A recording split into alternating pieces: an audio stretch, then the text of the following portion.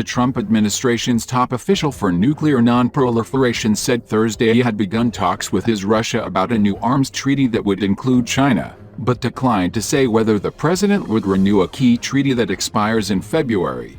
Speaking at an event at the Hudson Institute, Marshal Billingsley, the newly appointed presidential special envoy for arms control, said in his first public remarks that he and his Russian counterpart had spoken and had agreed to meet to discuss a path forward to new negotiations.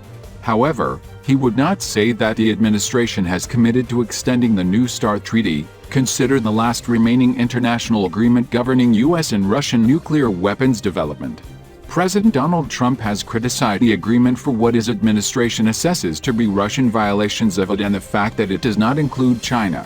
The treaty, signed by President Barack Obama and then Russian President Dmitry Medvedev in Prague in 2010, will expire on February 5 to 15, days after the next presidential inauguration.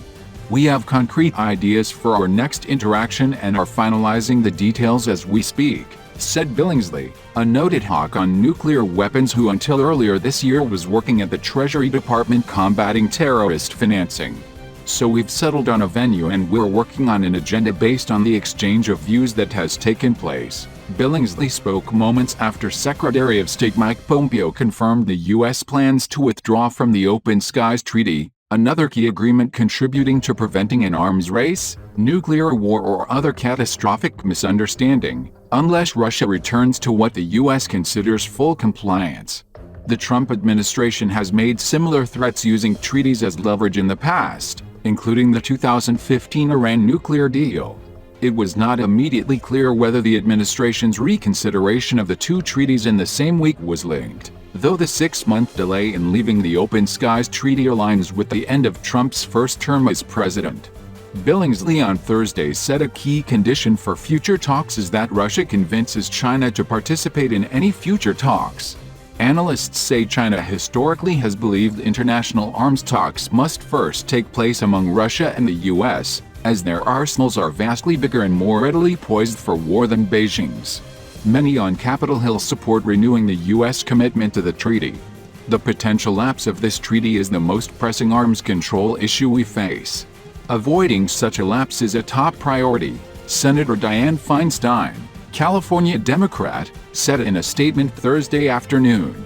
For 4 decades, Russia and the United States have avoided nuclear war in a costly arms race based on our mutual efforts to limit the production of nuclear weapons.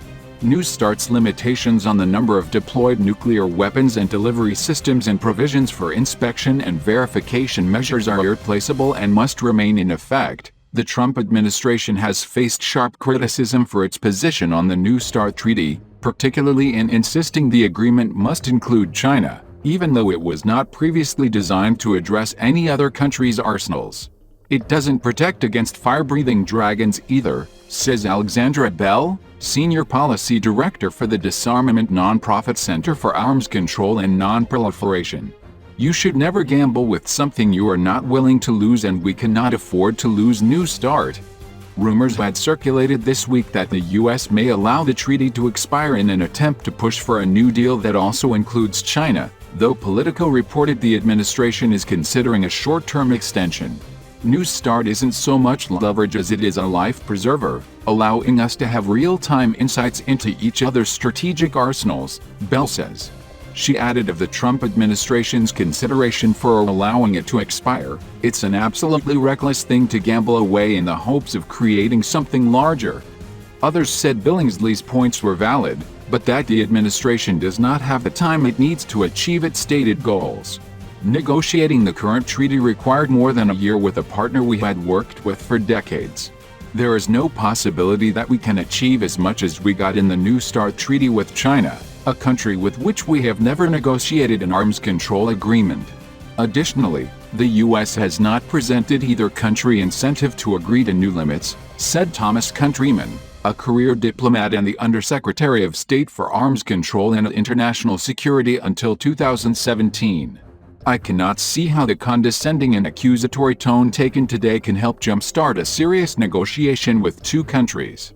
There would be a far higher likelihood of meeting those high goals if the U.S. simply began with the easiest step, which would be to extend New START. Postponing its extension does nothing to increase leverage over either Moscow or Beijing, said Countryman, now the board chairman of the Arms Control Association.